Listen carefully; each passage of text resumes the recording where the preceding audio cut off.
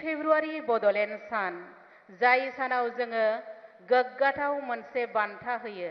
बे बान्थायानो जाहैदों हारिमुआरि बिथिङाव जायफोरा बिहोमा होनो हादों बिथांनि मुङै मोनसे बान्था जोहोलाव नीलेश्वर ब्रह्म हारिमुआरि बान्था आरो बे बान्थाखौ मोननो हादों देग्लाय रेडिअ' आर्टिस्ट गंगाधर रामसियारिया। गंगाधर रामसियारिया जाहैबाय सासे रेडिअ' आर्टिस्ट जाय गावनि बिहोथायनि गेजेरजों रेडिअ'आवल' नङा बर' थुनलाइयावबो बिहोमा होनो हादों। बिथाङा बाक्सा जिल्लानि लोखिपारायाव 1963 मायथाइयाव जोनोम मोनदोंमोन।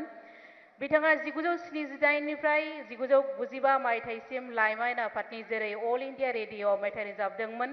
बिथाङा गुबुन गुबुन फाव खालामदोंमोन थानसालिनि मोदाय, सम्बारू आबौनि सेरजायाव देंखो, बाजै, हेपि निउ इयार 2017, कर'ना फैदों सांग्रां जा बायदि बायदि फावथायफोराव बिथाङा फाव खालामदोंमोन। बिनि अनगायैबो मैहुर सल'माखौ बिथाङा फरायथिनानै होदोंमोन। सिफुङर हुरे हुरे जर'खा रेडिअ' सिरियेलनि प्रडिउसार महरैबो खामानि मावदों। बिथांनि मुंख'जाथाव गांसे सुंद' सल' बिजाबनि मुङा जाहैबाय हाग्रामा दालां सेराव, जाय सुंद' सल' बिजाबनि थाखाय बिथाङा 2024 मायथाइनि बर' थुनलाइ आफादनि समेश्वरी ब्रह्म बान्थाखौबो मोननो हादोंमोन। बिथांनिसिम जोबोद जोबोद हामलायनाय थाबाय।